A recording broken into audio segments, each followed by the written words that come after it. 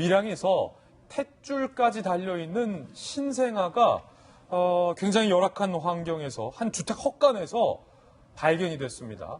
경찰은 이 신생아를 버린 친모라면서 친모의 신병을 확보했는데 확보한 여성과 그 신생아의 DNA가 전혀 달랐습니다.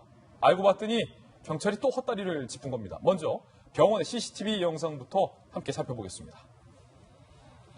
밀양에 있는 한 병원 응급실이 정말로 바빴어요. 지난 11일 오전 7시쯤이에요.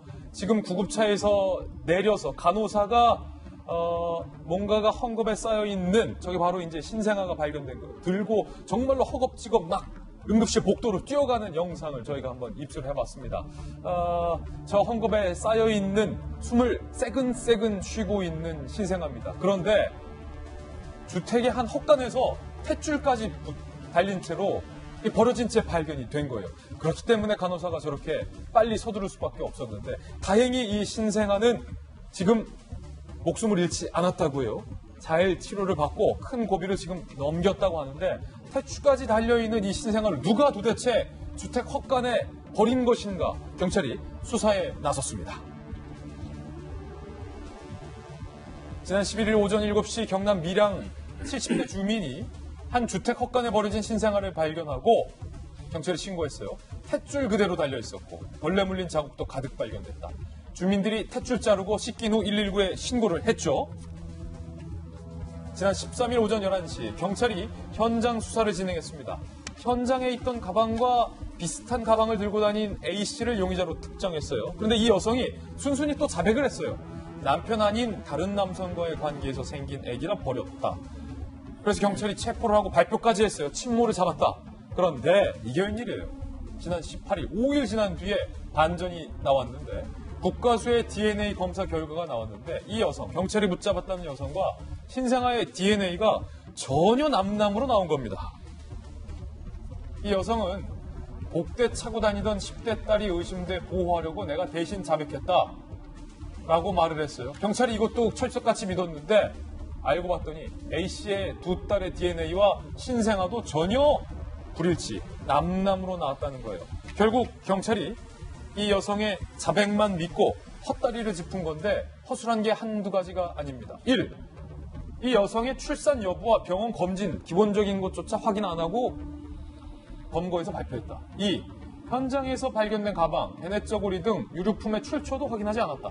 3. 신생아의 출생일과 유기 시점조차 파악되지 않았다. 4.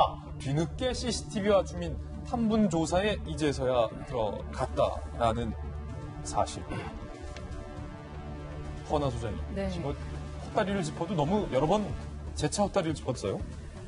정말 저희 국민들이 이러지도 못하고 저러지도 못하고 어떤 감정으로 살아야 될지까지도 고민이 되는 시점인 것 같아요. 왜냐하면 아시지만 아이 낳을 때 옆에 계셨죠? 탯줄 잘라주셨잖아요. 제가 잘랐죠. 네, 그때 그 장면을 아마 평생 못 잊을 겁니다.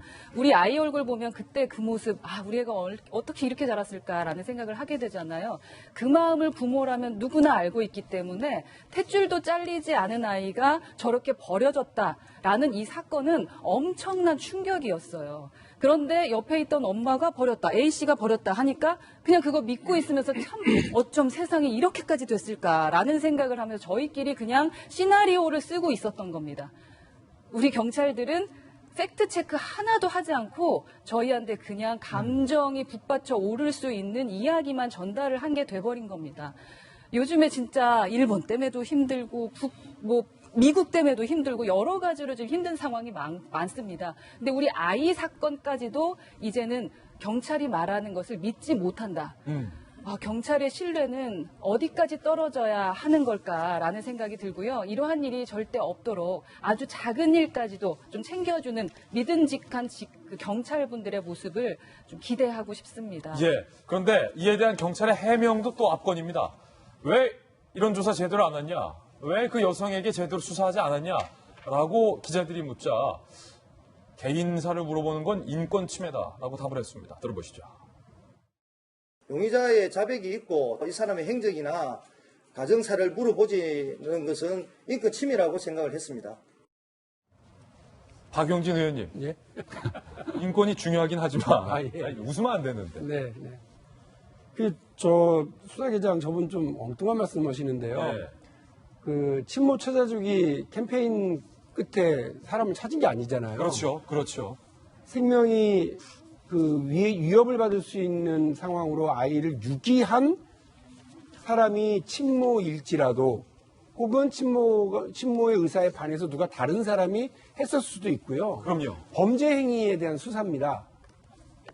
범죄 행위와 관련된 수사를 하는 것에서 본인이 자백했으니까 더 이상 뭐 묻지도 않고 확인도 하지 않았다. 가정사를 안 물어봤다. 좀 엉뚱한 말씀 하시는데요. 저분은 제가 볼 때는 뭐 하여간 징계까지는 아니더라도 진급하는데 많이 어려움이 있으실 수도 있겠다는 생각이 들어요. 그리고 또 하나 말씀을 좀 드리면 이 문제와 관련해서 경찰이 또 하나 지금 뼈아픈 건 뭐냐면 제가 다시 말씀드립니다. 아이를 버린 사람이 누구냐에 따라서 친모일 수도 있고 그 주변에 다른 사람들일 수도 있지만요. 누구든 지금 범죄 행위에 연루되어 있는 겁니다. 그렇죠. 한 생명의 생명을 위험에 빠뜨려 놨기 때문에요.